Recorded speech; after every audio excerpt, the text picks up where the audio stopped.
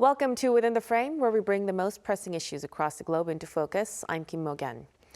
4 years after Russia's full-scale invasion of Ukraine on February 24th, 2022, the war remains deadlocked. What Moscow expected to be a short campaign has become the deadliest conflict in Europe since World War II, with nearly 2 million estimated casualties and vast destruction across Ukrainian cities.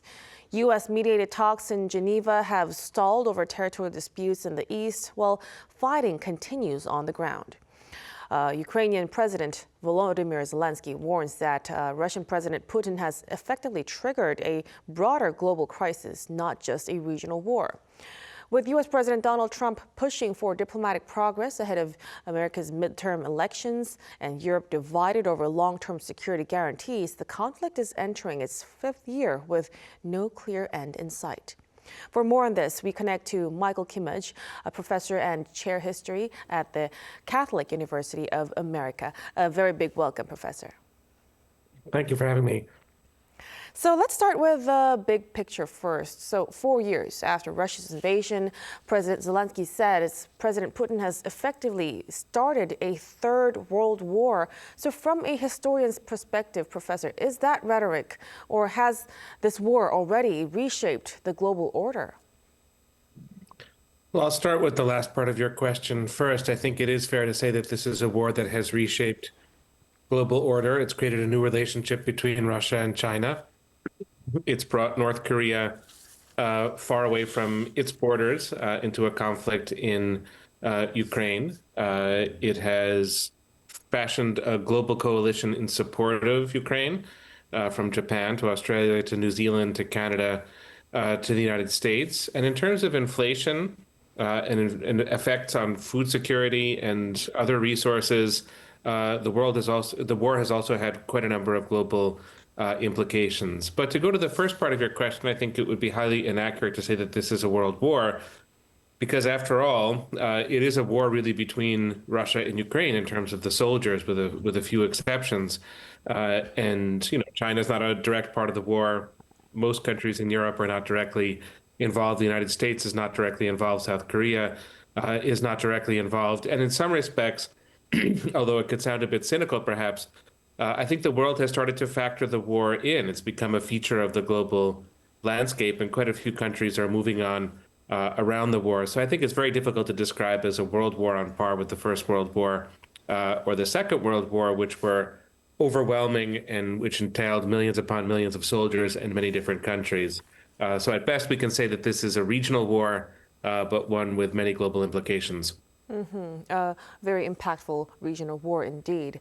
So if we look at the battlefield itself, nearly 2 million casualties and only limited territorial change, Professor, do you think this is a stalemate or a slow shift in Russia's favor? Who do you think has the upper hand right now? I don't think it's a stalemate. You have tens of thousands of Russian soldiers dying every month or getting wounded every month. You have massive attacks across Ukraine's cities, as the images are demonstrating as we speak. I mean, that's not a stalemate. That's a war that's in a very, very active phase, causing all kinds of destruction. Now, it's true that the line of contact, the front line, is moving quite slowly, and incrementally it's moving in Russia's direction. That's a reality of this war. But it's very difficult to see how this situation can yield a strategic breakthrough for Russia. And so what's happening on the battlefield is, of course, enormously important, and it's in motion.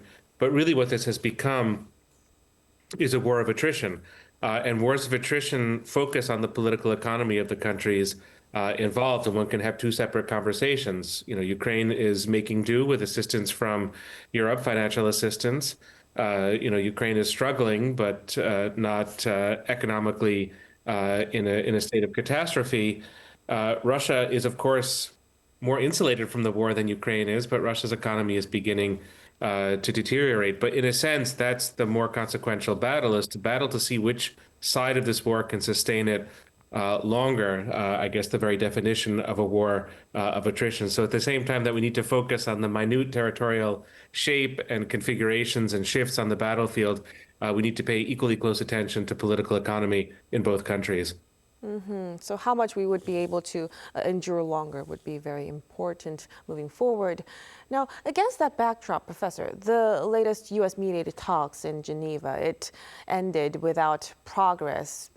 Is the deadlock mainly about territory or about Ukraine's sovereignty and future alignment? What are your thoughts? There are many different deadlocks that are at work that make this diplomacy so difficult to move forward.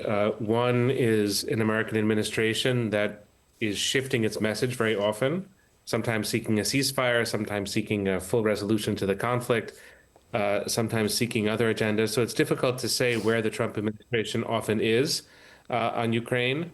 Another aspect of the problem is a Russia that does not seem to be in the mood to make concessions, nor does the battlefield demand that Russia make concessions.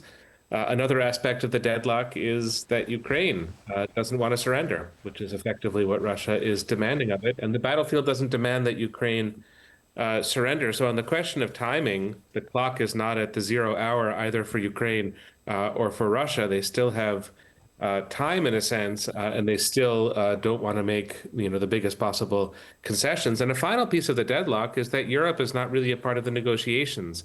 It's happening in Geneva. There's a degree of consultation between Washington and European capitals, but Europe is more important at this stage than the United States in supporting Ukraine, and Europe is not a big part of the diplomacy. So I think there's a need for more process. There's a need for both Ukraine and Russia to be more ready to negotiate, and there's a need for Europe to be at the table in the negotiations. I think when we see all of those pieces come into place, we can speak about a negotiated settlement to this conflict. But I suspect and fear that we're months, if not years, away from that point. So we would have to see a lot of more willingness from Ukraine, Russia, and the United States as well. Now, when we stay with the territorial issue, Russia wants Ukraine to give up parts of Donbas, and Zelensky says that would divide the country. So historically, do you think territorial concessions could bring lasting peace or just merely delay the next conflict? Yeah, I think there is an example. There are precedents, certainly in this part of the world, for territorial concessions to be parts of peace deals, lasting settlements even. The Soviet Union controlled a lot of Ukraine's territory after 1945. That, was a kind of lasting peace, although it was one that was imposed upon Ukraine. And that's been a very typical story in Eastern and Central Europe, that different countries at different times have imposed order and peace, often with a lot of discontent under the surface. But I would focus in this case on a particular problem that Ukraine faces that's really non-negotiable for Ukraine. And that's not ancient history for Ukraine, it's recent history. So in 2013, 2014, there was a revolution in Ukraine. In February 2014, Russia annexed a very important piece of Ukrainian territory, Crimea, and also moved its forces into eastern Ukraine, or the Donbas. And although this was never fully accepted, never legally accepted, it was not contested in any big way. Russia stayed on that territory from 2014 onwards. And the problem is that Russia invades in 2022 from that territory. So I don't think that Ukraine can forget about that or consider that point to be modest or sort of up for grabs in these conversations. If Russia takes a bigger piece of Ukraine's territory, Ukraine has to calculate and reckon with the reality that Ukraine could be invaded from that territory in the future. So although it might seem like Ukraine is being stubborn and Ukraine is in a position where it needs to make compromises, that theoretically is true. For Ukraine to compromise on territory is an extremely difficult thing to do, exactly because of these historical precedents. They're quite daunting for Ukraine. Right, a very complicated situation we're facing. But when it comes to progress in terms of concessions, you've mentioned a while ago that Washington's willingness is also very important. But as of now, President Donald Trump, he's pushing for progress ahead of America's midterm elections. How much exactly do you think American domestic politics could shape these negotiations? I think President Trump is very free when it comes to domestic American politics. I think a lot of Americans, a lot of people all over the world, like the sound of peace, and they like the sound of finishing the war and getting it over with. In a sense, who doesn't look at this conflict and want that kind of outcome? But I don't think most Americans are particularly specific or precise about what they want in Ukraine and what they would think of as permissible or impermissible. When you look at polling data from the United States in terms of public opinion, it's about 65–70% feel strongly supportive of Ukraine, and very few Americans are supportive of the Russian war effort. So that's a general point that President Trump has to deal with. If he can deliver some kind of settlement, I think that would be fine for the American population. If he can't, that's the status quo, and I think the American population can live with that. But let me back up to your earlier question and connect it to this question. I think what's going to be very difficult, not with public opinion perhaps, but with the U.S. Congress, is for the United States to formalize any kind of deal that hands territory from Ukraine to Russia. I don't think that President Trump has a problem with that. He wants to get to the finish line. He wants to do this fast. He doesn't mind doing it in a messy way if that's what he has to do. But the U.S. Congress is not going to allow a deal or let it pass forward, and treaties do have to be passed through the Congress, is not going to be a party to that if Ukraine is forced to give up parts of its territory legally to Russia. So there are constraints in American domestic politics, and they come not just from Democrats on Capitol Hill in the United States, but they come also from Republicans. This is one area, you see more and more of these, but this is one area where President Trump has not won over his party. So there is a real limitation. But what about when it comes to security guarantees? President Zelensky says a security guarantee must go through American Congress as well. In today's divided American politics, how reliable could these long-term American commitments be? I don't think Congress is exactly the problem here. I think Republicans are quite pro-Ukraine. Democrats certainly are pro-Ukraine. And I don't think Congress would mind voting on some version of security guarantees for Ukraine. If the White House would put that before them, I think that there would be real support. Of course, you don't need all Republicans. You just need some, and then it would work. But let's be sober and honest about the situation. The transatlantic relationship is not in the best of shape. We've had recent conflicts between the United States and Denmark. Denmark is a NATO ally of the United States over Greenland, and President Trump has threatened or claimed that he will make Canada the 51st state of the United States. Canada, of course, is also a NATO ally of the United States, and I think there are deep concerns throughout Europe and in American alliances in Asia as well. There are deep concerns about how credible any of President Trump's commitments are to security and to alliances and to cooperation. So, a security guarantee on paper is one thing, but you really need a White House behind it that's going to back it. And I think for Ukraine, for Europe at the moment, even if they would get the verbal agreement, I think it would be very hard to believe that this is truly a security guarantee for Ukraine coming from the Trump White House. But Professor, when we look a little bit outside of America, you've mentioned that Europe's say should be heard more, but Europe appears to be a little bit divided. Some support deeper military involvement, while others are hesitating. What do you think does that kind of split tell us about Europe's long-term security posture? I think you can tell two stories about Europe. And the second story, I think, is the more significant one, but I'll start with the first. And the first is the typical story of Europe. It's always difficult to know what exactly Europe is. The European Union and the NATO alliance are not exactly the same countries. You have countries like Switzerland and Austria and others that are not a part of NATO. And, not every country is a part of the EU. You have Slovakia and Hungary in Europe at the moment that are sort of Russia friendly. You have Scandinavia, the Baltics, and Poland that are concerned about Russia and want to see tougher policies. And then you do have differences in threat perception and, sort of attitude and posture throughout Southern and Western Europe. And so that's not easy to coordinate. And there isn't one person in one institution. There's no European army, and there's no one diplomat who really commands the authority of Europe on the international stage or with the Ukraine crisis. And so that's the challenge. But the second story is a different one. It's sort of looking a little bit beyond some of these differences. I don't want to say they're superficial, but they are to a degree on the surface. And what you see is a Germany that has recommitted itself to defense in a way that has not been there since 1945. Germany is going to spend over $500 billion on defense in the coming years. And Germany is the kind of motor or engine of Europe. Lots of countries in Europe are increasing their defense expenditures. Lots of countries in Europe are cooperating in terms of technology, defense industrial production. with Ukraine. And in that sense, Europe, and we've seen this time and again over the past 12, 13 months, Europe does not necessarily have to listen to the Trump White House on Ukraine. If Europe feels that the Trump White House is going too fast and not behaving responsibly, Europe can develop its own policy because it is gradually and structurally supporting its policies with big investments and expenditures in defense. So Europe is changing. It's not completely unified. It's not completely organized, but it's giving itself more agency in this war, in this conflict. We'll see that first on the battlefield, and I suspect we'll see that over time on the diplomatic side as well. Mm-hmm. Now, we also hear about NATO's Pearl support program, and South Korea. Russia has, in fact, warned that South Korea, Russia has warned South Korea against joining this NATO's Pearl support mechanism for Ukraine. How would Seoul read into that warning, Professor? Well, Russia makes a lot of threats, usually directed toward the United States.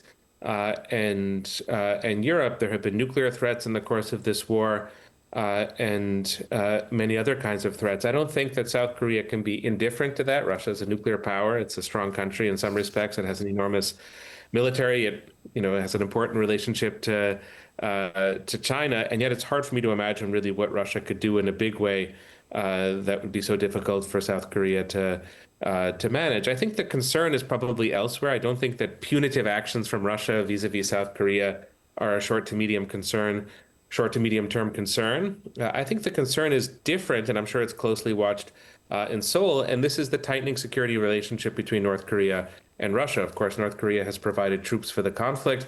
The big question is, what is Russia going to provide North Korea in return? Technology, assistance, military aid, et cetera. And if that shifts the dynamic in the region, I assume that would be negative for South Korea and something that would be, really quite worrisome. But I think that is what I would pay attention to, and not somehow the threats and the bluster that comes from Washington, because we just see so much, rather the bluster that comes from Moscow, because we see so much of that, and not all of it is that meaningful. Right, but as for South Korea's part, it's still quite concerning. And the country is reportedly considering limiting any involvement to non-lethal support. Do you think that could actually meaningfully reduce the risk, or is participation itself the issue for Moscow? What are your thoughts? Yeah, I think that it makes sense probably to make a distinction between lethal and non-lethal support, because there is strength in numbers. And in terms of non-lethal support, it's important to recognize that Japan provides Ukraine quite a lot of non-lethal support. Singapore provides Ukraine quite a bit of non-lethal support. I've mentioned Australia and New Zealand as well. So there is a kind of Indo-Pacific network of countries that are providing non-lethal support to Ukraine, and South Korea doesn't stand alone in that regard. And I think that's useful. Probably it would be somewhat risky, or it might feel or seem risky to be way out in front in terms of lethal support, and that's probably what Russia pays closest attention to. Now, Professor, before we conclude our discussion tonight, I know we've been saying there's no clear end in sight, but 4 years in, with neither side backing down at this point, how much longer do you think this war could realistically continue? I think it will continue for a very long time to come, although there could be ceasefires in the next 2-3 months. That's conceivable. There could be an operational pause. There could be moments of diplomatic progress. I would rule none of that out, and that may happen surprisingly soon. But a true resolution to the conflict I find very difficult to imagine over the next 5, 10, 15, or 20 years. And let me just explain what I mean by that. Russia is not going to be eliminated from the map. It's going to be a factor. I have a hard time imagining that Russia is going to fundamentally change its calculus and accept a kind of independent Ukraine that's moving in a European direction. I think Russia will contest that for a long time to come. And I think Russia has the tools and instruments to contest that development. And it may focus less on military and more on political tools in terms of blocking Ukraine's European path, but I don't think it's going to give up on that project. And at the same time, Ukraine, as it's demonstrated for the last 4 years, is just not going to surrender or yield to Russian control. It's going to resist, and it has allies, friends, and partners all over the world. We've just discussed the non-lethal support that South Korea is considering for Ukraine, and there are dozens of countries that are doing that, and there are many countries that are providing lethal assistance and intelligence and targeting, including the United States. That support is flowing from the U.S. To Ukraine. So Ukraine has no incentive to surrender. Russia feels this motivation to continue the conflict. I think it's going to wax and wane, have more intense periods and less intense periods.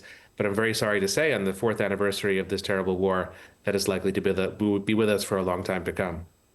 Well, a very concerning situation indeed. So the timeline may still be quite uncertain, but clearly the urgency to find a path towards peace seems to be growing day by day. I'm afraid we'll have to conclude our discussion right here. Thank you so much for your time and for your insights, Professor Kimmich. We really appreciate it.